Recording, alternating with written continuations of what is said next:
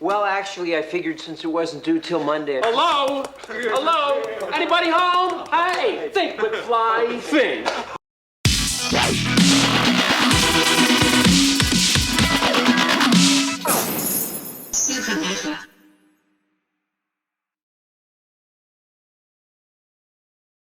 What's happening, guys? Supernova here, back with another video.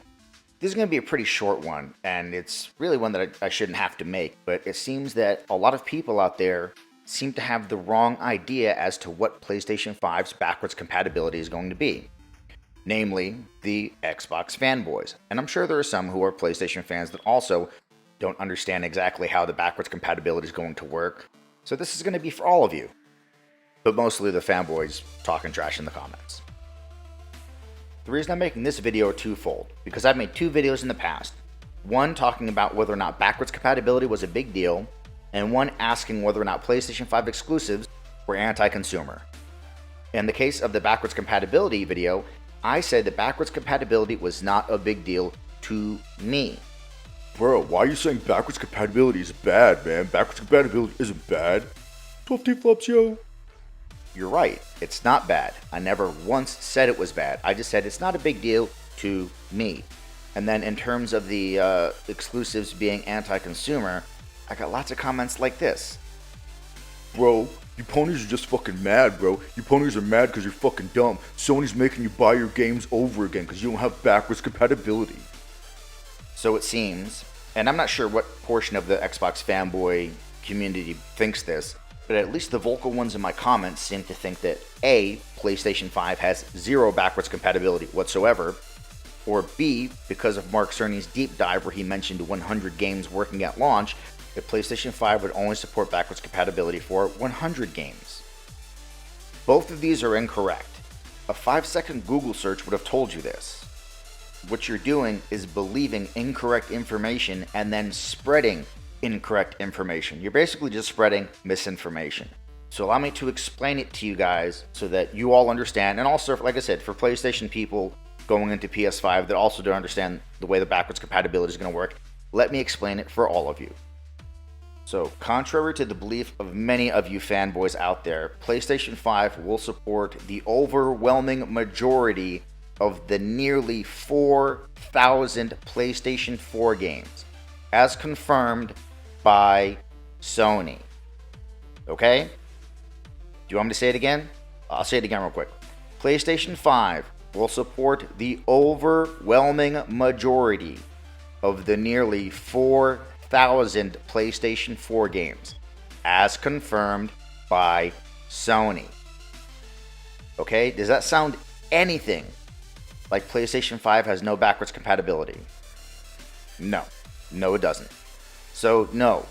Sony is not going to force us to repurchase our PlayStation 4 games in order to play on PlayStation 5. Not even close. The next thing is the 100 games.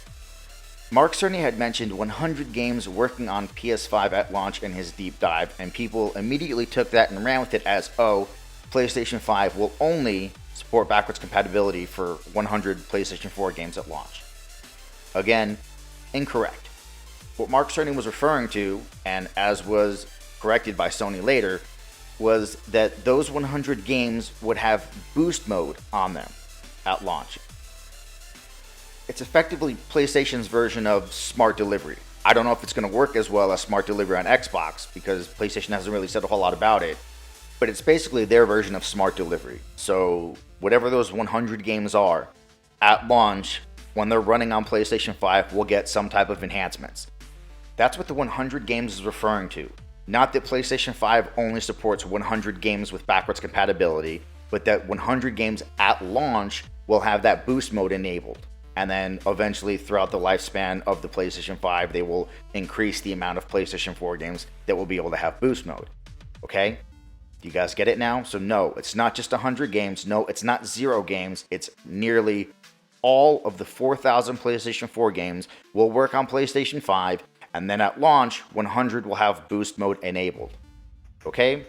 Does that clear this up? I hope that this clears this up because I hear this shit all the time. All you guys have to do is Google it. If you're not sure of something, just Google it. And like I've said in other videos, don't believe something just because someone told you.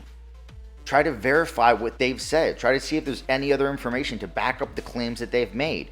Because all of you idiots going out there running around saying that PlayStation has no backwards compatibility, or that it only works with 100 games, or that PlayStation is going to force you to rebuy your PlayStation 4 games on PS5, are A, wrong, and B, making yourselves look like idiots. Why would you do that to yourself? Seriously, why would you do that to yourself? Just Google it. So long story short, PlayStation 5 does have backwards compatibility with PlayStation 4. Is it as good as the backwards compatibility on Xbox Series X? Absolutely not. The backwards compatibility on Xbox is infinitely better, but that doesn't change the fact that PlayStation 5 still does have backwards compatibility. Well, that's the video, guys. Like I said, it was going to be a short one. Just wanted to clear that up for the people who didn't understand. So let me know what you think in the comments, and as always, feel free to like, share, and subscribe, and I'll catch you on the next Supernova.